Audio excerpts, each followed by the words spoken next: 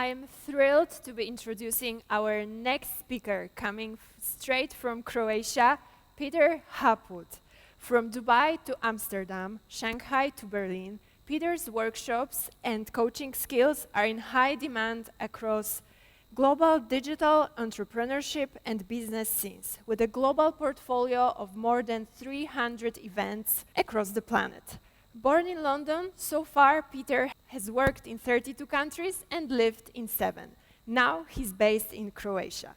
And today he's going to share this must-see masterclass: Startup Storytelling. Engage, captivate, and charm with the power of a story. Ladies and gentlemen, welcome to this next session. I'm delighted to be here and share with you some ideas, some insights, some advice, things that I do as a speaker coach, as a TEDx coach, as somebody who helps people define, craft, and share their stories and deliver those stories in the right way. So the first thing I'm going to do is actually ask you, whoever you are, wherever you are, in the chat, if you could just let me know your name and where you are. That would really help me to know who's with me right now. So as I carry on, I'll just keep looking on the side at that chat bar. So let me know, who you are and where you are.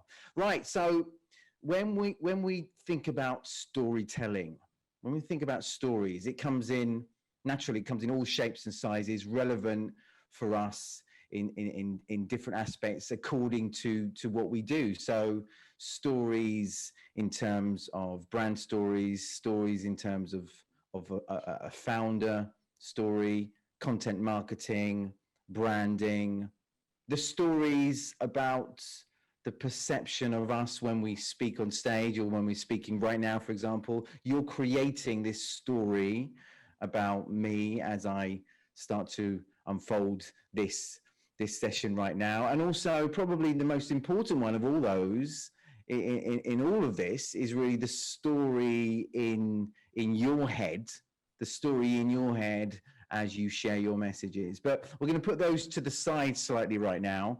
And over the next 25 minutes or so together, I'm going to be sharing with you just a few ideas, a few kind of approaches that's relevant for everybody. So whether you're a founder, whether you're a marketer, whether you're a copywriter, whether you are, whatever you're doing in terms of sharing your ideas, these kind of notions of storytelling hopefully will kind of put you on the right track, and maybe you can actually use as well in the future. So the first thing is, think about your judgment or the decisions you make on a daily basis. The decisions and the judgment you make constantly are powered by two things, usually. Powered by the kind of logical side of your brain, the kind of the data, the information, weighing up whether something is good or bad, or it's useful or not, or bringing value or not. And also the other side of the brain, which is the emotional side. But here's the thing. So any decision we make, any judgment we make, first of all, the first door in our brains it goes through is actually the emotional side. So moving through emotion, moving through how we feel about something gets us closer to that logical side. But ultimately, it's that emotional side that kind of drives our decisions. It drives our judgment as well. So really, to get people to move towards an outcome or an area where we want them to be with us, we have to drive that emotion. We have to somehow make our listeners, our audience, feel something which will help them understand, remember, feel closer to the idea we're sharing. So really, this here, decisions and judgment powered by emotions, is the first thing always to remember. So pretty much in everything I'm doing in terms of helping speakers stand on stage and share their messages in the right way, TEDx speakers, or working with brands to really create their story, I'm first of all looking at the emotional side, the feelings. What does this mean to a customer? What does this mean to a user of the product? What does this mean to, in the bigger picture? So this emotional side is so important. So instead of maybe looking at storytelling as something, something large, something that most of us maybe don't have in terms of those epic stories, when we think of storytelling, a lot of us kind of think along the lines of something,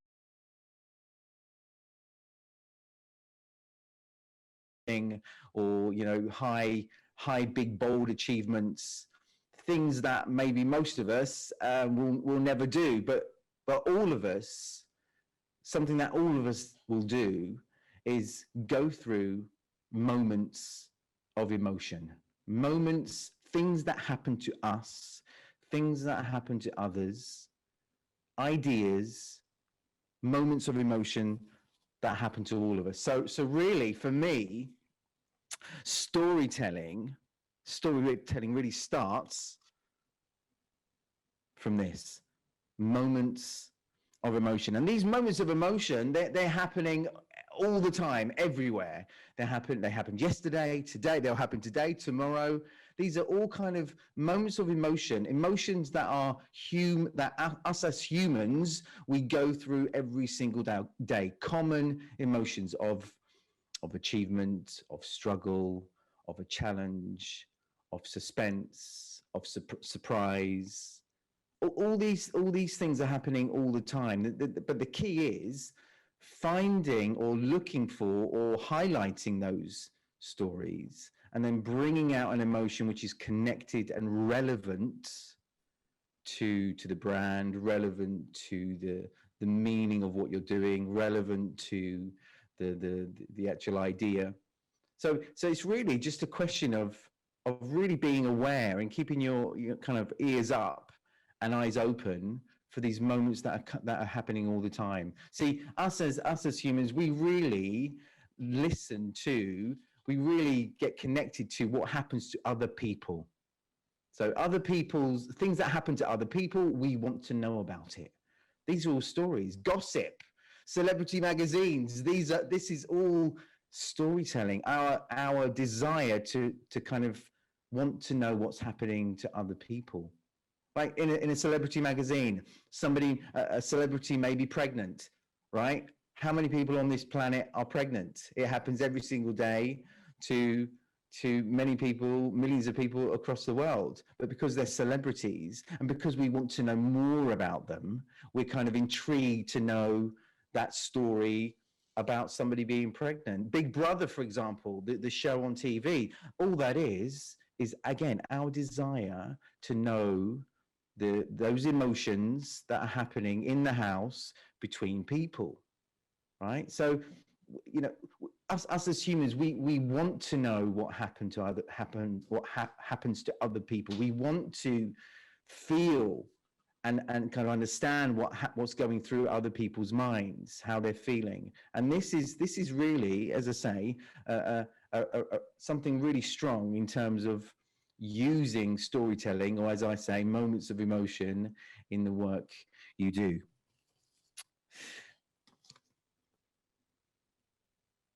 Finding relevance in stories. So, as I mentioned, moments of emotion, they're happening all the time. And these stories, they're happening constantly. Many of them have happened in your life already, but simply, perhaps we just haven't thought about them or used listen to us more, remember us more, and also remember our message. So let me just ask you now, have you ever, I'm sure at some stage you've thought about maybe looking for your name, your specific name, your first name and your surname on social media. Have you ever thought about that? Looking at Facebook, looking at LinkedIn for your first name and surname and looking for that person, right? Well, I did that about a month ago. Well, just over a month ago. So I put in my first name, Peter, my surname, Hopwood. Now, the thing is with the name Hopwood, I'm British. Hopwood is not a very common name. On my father's side, I know very, very little about the name Hopwood. Character of a teacher in a school show that was on TV during the 80s and 90s. Mr. Hopwood, and he was a teacher. That's the only kind of person I know really from my father's side with that name. Anyway, so I was intrigued just to see who's out there with exactly the same name. I found a gentleman who a little bit older than me, and coincidentally, he lives very close to where I used to live in the UK. We connected. We chatted a little bit, and I just threw it out there. I said, "Listen, I don't know much about my ancestry and the name Hopwood. Maybe you do, but just for starters, my grandmother, she lived in a certain part of London, and I shared that with him, and he wrote back to me, well, my grandmother lived in that same part, and I thought, what a coincidence. And then I said, well, what was the name of your grandmother? Maybe he said to me, well, what was the name of your grandmother? Not thinking this is some kind of a joke. I then said to him the initials of my mother and the initials of my father. He then came back to me and said to me, was your father David and your mother Maria? I said, yes. He said to me, listen, give me 5 minutes and I'll be back with you. I gave him 5 minutes. 5 minutes later, he came back and literally he said to me, we are cousins, first cousins. So you can imagine how that felt. You can imagine how that feeling of actually discovering just by coincidence your first cousin. To cut a long story very, very short, my father, his father, who drifted apart when they were younger, both called their sons Peter Hopwood. We both lived very close to each other. We never knew either one existed. For 47 years, after 47 years now, I suddenly discover him on LinkedIn. We chatted, had a few Zoom calls, and we're sharing, ideas about things that happened to us in our past. But here's the thing. That is a story, that's something that happened to me. It's quite unique, quite different. But if we take that story there, think about what kind of messages that I can take from that and use in a certain situation, in a certain business situation, or maybe a message that could really help. So really that story is quite a hook, isn't it? It's quite different, and it hopefully gets your attention. What could you take from that? So first of all, coincidences that happen, are they really coincidences? Or is it to do with your curiosity and that kind of force that the world is kind of pushing you towards to get to the outcome you want? Maybe it's that. Maybe it's about the idea of things that are there, things that are actually right in front of us and have been there for many years or have been there a long time, but we can't see them, and we don't realize they're there until we kind of really look for them, right? So it's about taking messages, so almost working backwards, finding a story, finding a hook, something that's happened to you or somebody else, and then finding the relevance, to your industry, to what you do. Another idea. Have you heard of the IKEA effect? The IKEA effect. So IKEA, the company that, you buy furniture, you go there, you buy a wardrobe or you buy a desk, and then you bring it back in the back of your car. You get home, you unpack it, you follow the instructions, you make it. It might take a long time to do that, but you make it, and voila, you have your desk. Now, the thing with the IKEA effect is that things you make, things that you put together, things that you've taken time over, and things that you've collaborated on or made, you have a closer connection with. You have a closer kind of emotional connection to. So if we take that idea, that notion, that kind of quote, that idea, and again, look for meaning or messages you can use, perhaps in business, perhaps in a different industry, what could we take? We could take, for example, when you collaborate on something together, there's more of a connection and more of a meaning to what you're doing. It might be an idea. It might be a community. It might be advice in a team, maybe bringing together other people in a team together and then working on that. And then the results, everybody feels more closer to that result and more stronger towards what that means. It might mean customers. We've seen it on LinkedIn many times where somebody's popped out maybe 3 different logos and they've asked their community, which one do you think works? Which one would you choose? Everybody puts their advice, what they feel, what they've seen, and their opinion on which logo is best. And then finally, that logo is chosen. Now, whether it was your choice or wasn't your choice, somehow you probably would feel more closer to that brand because you were asked your advice, because you gave your advice, and probably if it was the logo you chose, that is actually the final decision, you'd probably feel a little bit closer to that brand as well.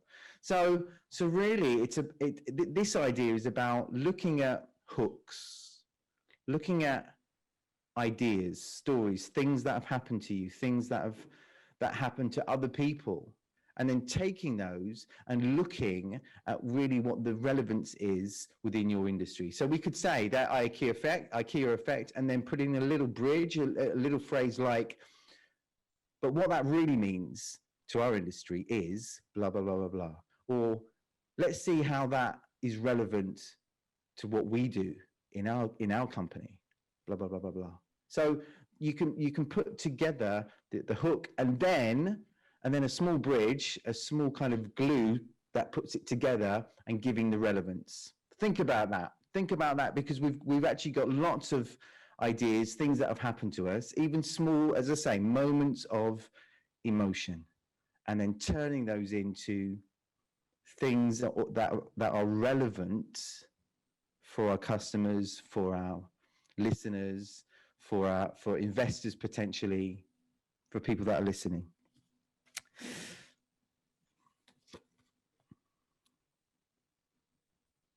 There we are.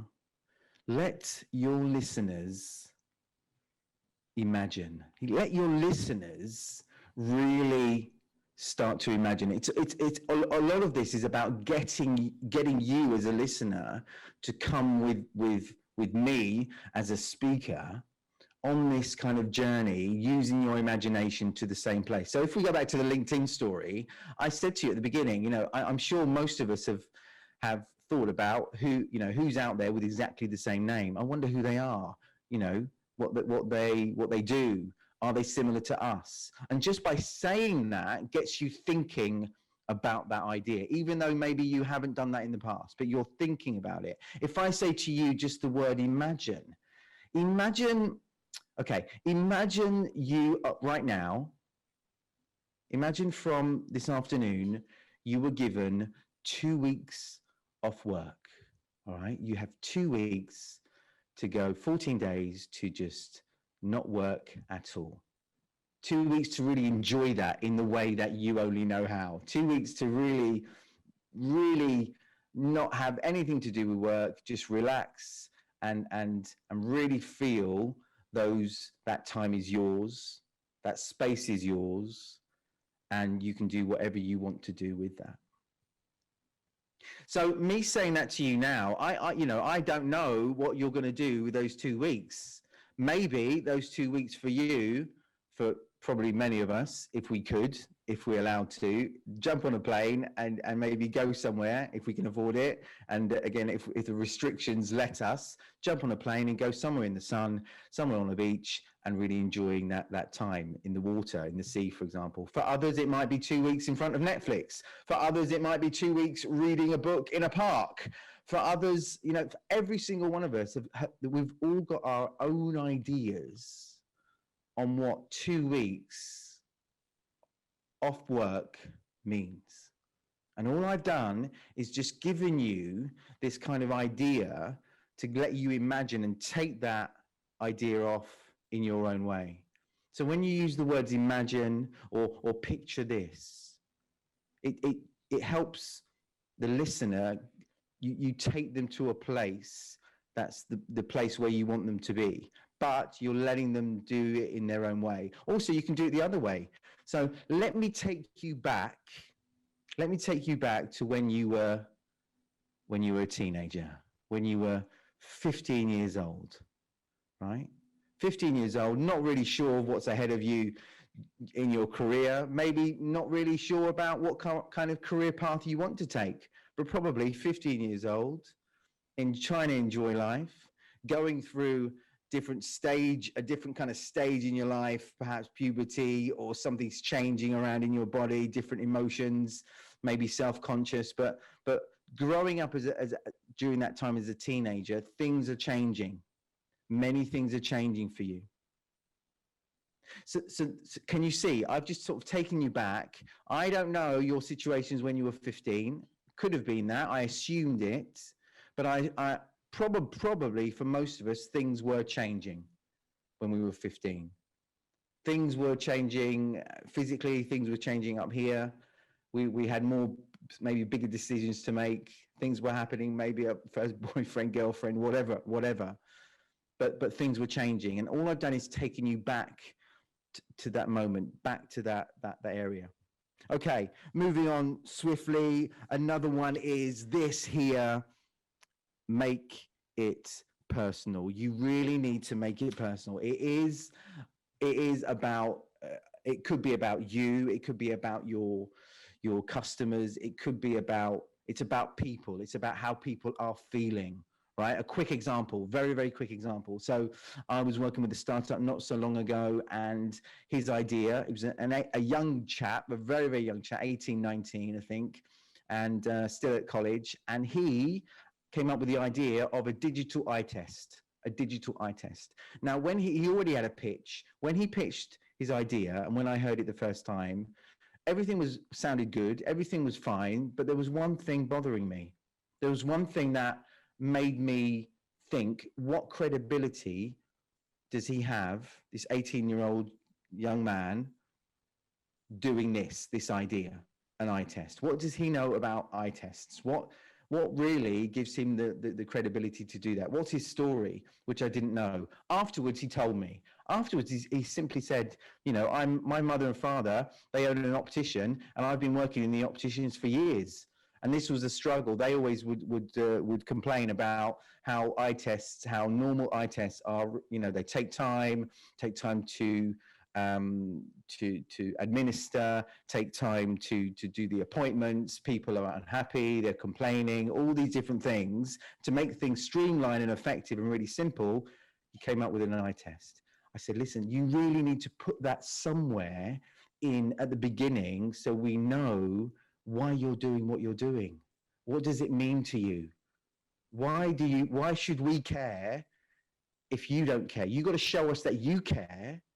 Once you do that, it's a lot easier for all of us to care as well.